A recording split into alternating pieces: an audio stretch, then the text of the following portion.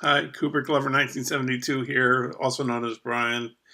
So it's Brian's 31 Days of Halloween. We're up to day 11. Technically, it's really day 12 because this is after midnight. It's 1:49 in the morning. Um, I had watched a film earlier on Facebook, and then I on a film group, film club, and they had like a chat on the side. So I was making comments, and they were making comments. So I was watching Stranger Than Paradise on there, which is a pretty good movie. I've seen it now. Now this will be my third time seeing it. It's a really good movie though. Um, and well, then the person, I don't know if he was facilitating the group or not, but he put on Night of the Living Dead, and I watched a little bit of that. Then I got to the tonight's film for films I want to watch for the this month for the Halloween watching, um, and I fell asleep at least once, maybe twice.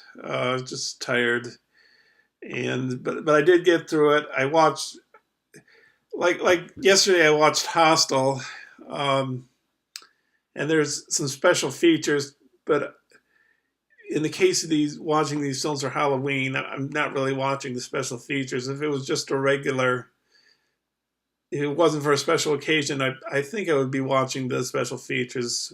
Um, but on the Hostel one, for example, there's four commentaries. I think, and there's a featurette too, I believe, um, and a multi-angle thing.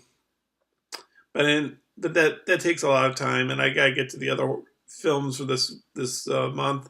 But I did watch the special features on this one. So the one I watched tonight is The Innocents, the Deborah Carr. It's directed by Jack Clayton. Um, Cinematography is by Freddie Francis.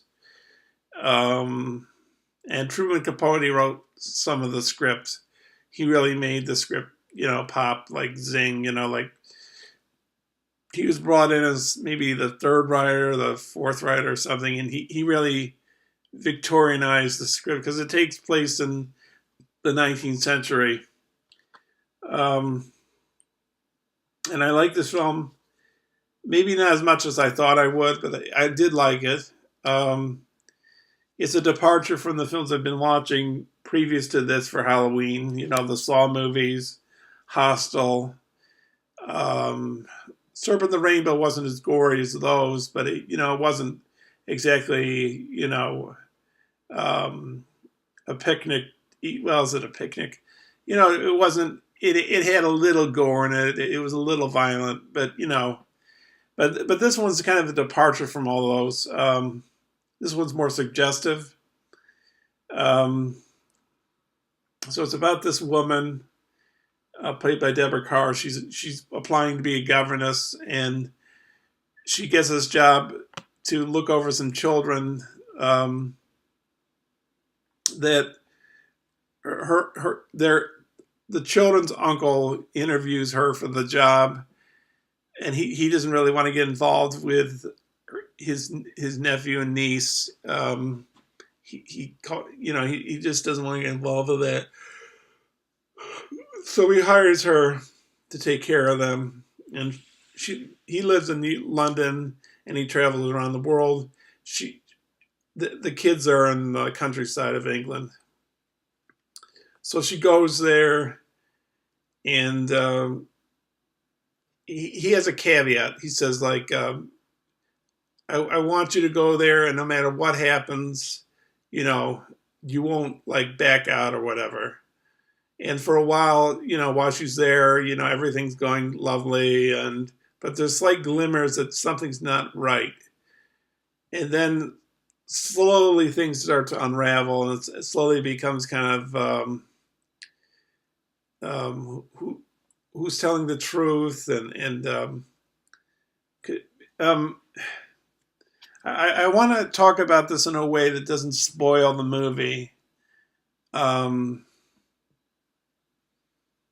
how can I put this? It involves ghosts. Um, and we don't know who is seeing the ghosts. Is that the way to put it? Um, yeah.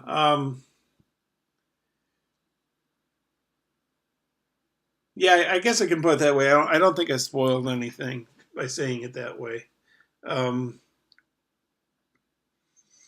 it, it works on the level of ambiguity. So I think I can say we don't know who's seen these ghosts. You know, but I think you can reach your own conclusions as you're watching it. Excuse me. Um, and it uses CinemaScope cinematography, so they have these very wide angle lenses. And there's a good thing I watch the special features because the cinematographer talking about his appreciation on the movie. Um, the cinematographer for this film was Freddie Francis. Um, the was it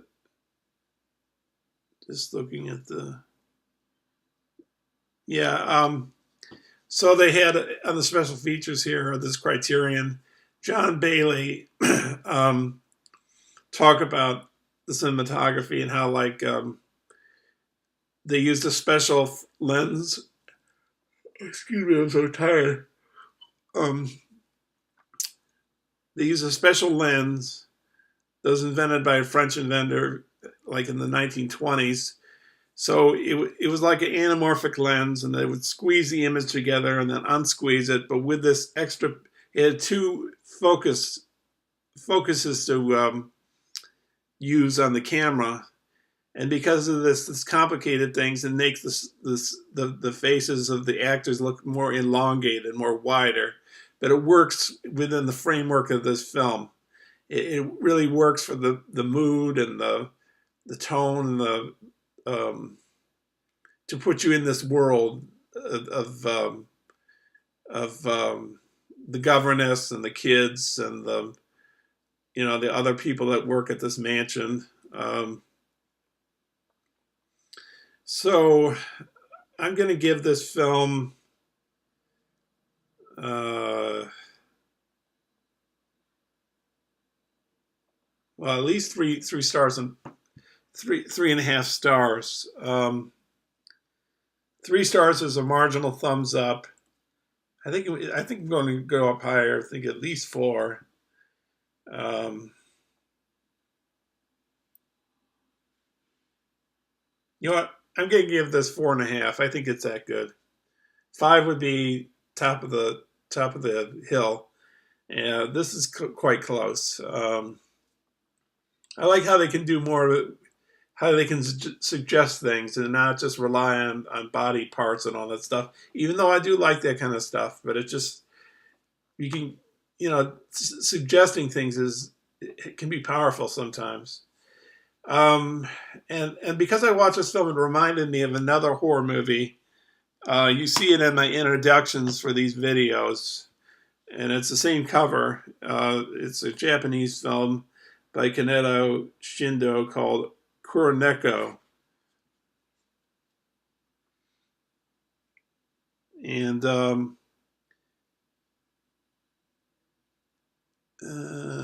can't remember what that means. Oh, Black Cat. Um, the director of this film, he released another film, another horror movie called Onibaba. But anyways, this film is about ghosts too. I don't want to spoil this too much either. This samurai is away from home, and his is his mother-in-law or is his mother and his wife are left behind, and they're attacked by a group of samurai, and they're killed, and then things turn. When people pass by where they live, um, they they've come back from the dead. That they're like they can transform into cats, and they can cause curses on people. And very beautiful special effects, very beautifully filmed. you know what? It could be a very good companion piece to this. Kuroneko, by the way, I probably give this. I give this 5 stars. I love Japanese cinema. I want to go to Japan. I can speak a little Japanese, not a ton of Japanese, but yeah, this is really quite good. But Innocence for tonight, 4.5 stars. I don't think you'd be I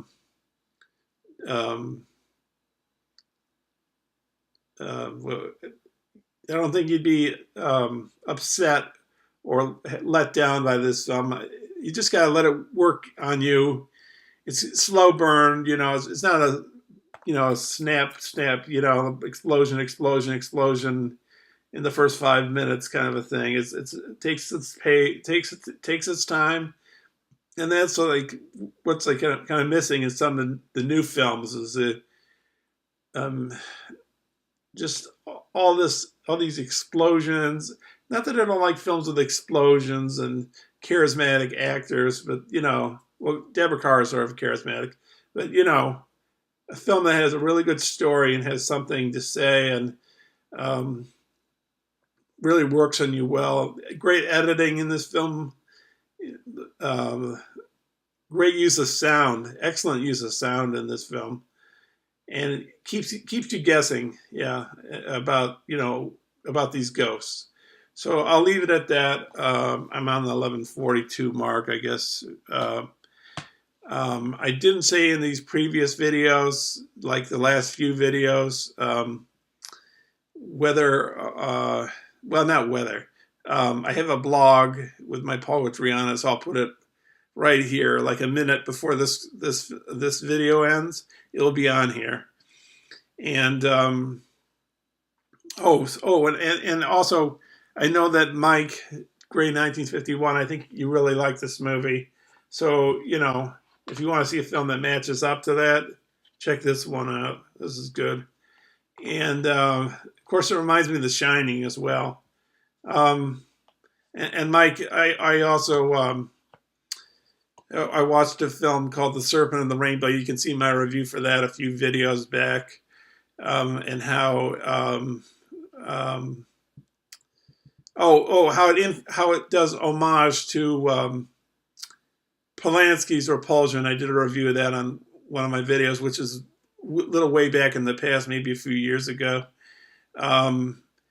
And it also, because you bought Day of the Dead, I might watch that this month, Day of the Dead. I haven't seen it in a long time anyways, like early to mid 90s maybe. I might watch it because I want to watch Land of the Dead and Diary of the Dead. I think I have another Dead movie that I haven't watched before. And so I guess that does it. I won't keep you any longer. Gotta get this video uploaded to YouTube before tomorrow. So next up, what was the film I wanted to watch? Well, Pigs was one. Of course, Day of the Dead. Oh, and Manhunter. But I'll probably watch that closer to the end of this month because it expires, I think, sometime in November on Mubi. Oh, you know what? Manhunter's also on Shudder, but maybe I'll just watch it on Mubi. I mean, because on Mubi I can watch it off my smart Blu-ray player, but I can only watch Shudder off my computer for the moment, unless I get like a Roku device, which I'm planning, I think, to get one soon. All right, enough talking. Thanks for watching. See you soon. Bye.